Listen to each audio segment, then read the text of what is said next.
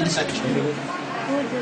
గురు బ్రహ్మ గురు విష్ణు గురుదేవో మహేశ్వర గురు సాక్షాత్ పరబ్రహ్మ తస్మై శ్రీ గురవే నమః అని మనం ఎప్పుడు చదువుతానే ఉన్నాం.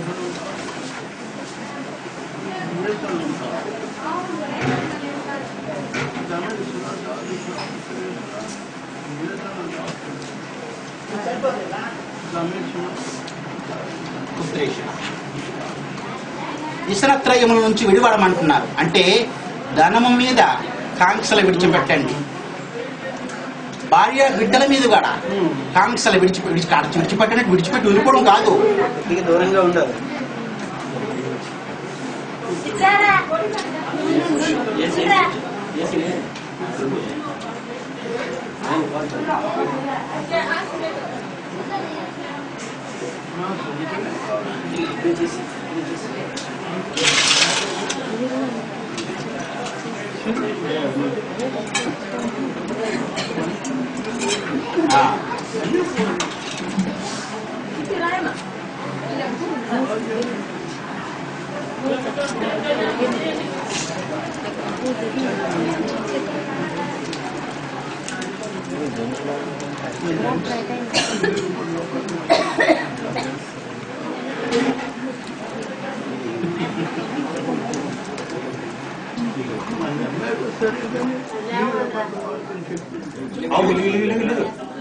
ఇక్కడ దాంపత్య జీవితంలో రహస్యాన్ని ఎంతగా చెప్తున్నారో చూడండి.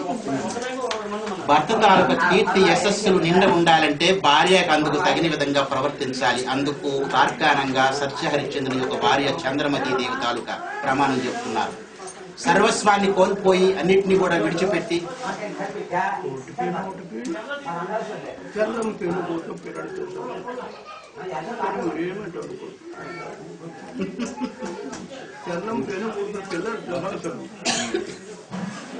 సత్యపుడు ప్రతిప్పుడు సత్యపుడు పరందాము దేవుడొప్పును ఏరి మంచి మంచి మందులకు లేరు, మంచి మనిషి మందులకు లేరు. సత్యం సత్యపత్య నిలువు లేవు, సత్యమే లేవు.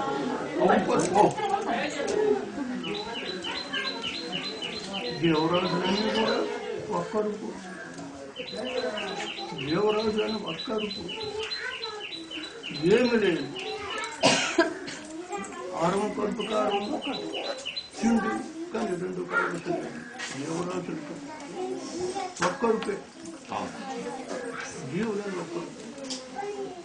అనేక అరుపులు అరిసి అనేక పనులు చేసి అనేక చేసి 84 లక్షల జీవులు, 84 లక్షల జీవులు పుట్టను సవ్వను పుట్టను సవ్వను పుట్టను సవ్వను. ఎందుకు పుట్టను సవ్వను? చేసిన కర్మాన్ని జన్మాలు.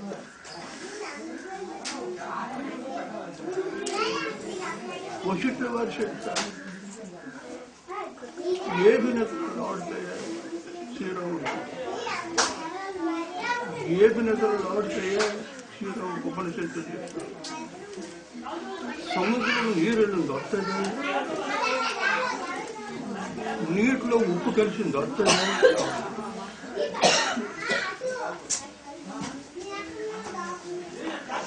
మధ్యలో ఎన్న వచ్చింది ఎన్న పలుస్తుంది.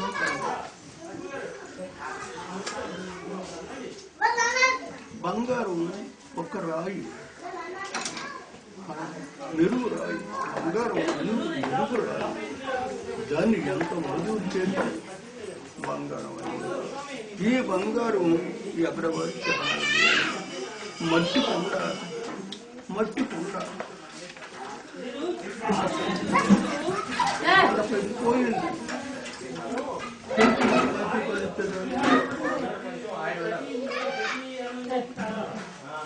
మట్టే కానీ దానికి మధురు. అలాగే రామనామం ధరించి ధరించి ధరించి ధరించి బుద్ధుడు ఏడు చెప్పాడు, కోరికలే తొక్కాను. బుద్ధుడు కోరికలే తొక్కాను అని చెప్పాడు. తన పని చేయి కోరిక, తన పని చేయి కోరిక. శివుడు కావాలంటే ఏ కోరిక, పుత్రులదే కోరిక లేదు, కుశలుడు కోరుడు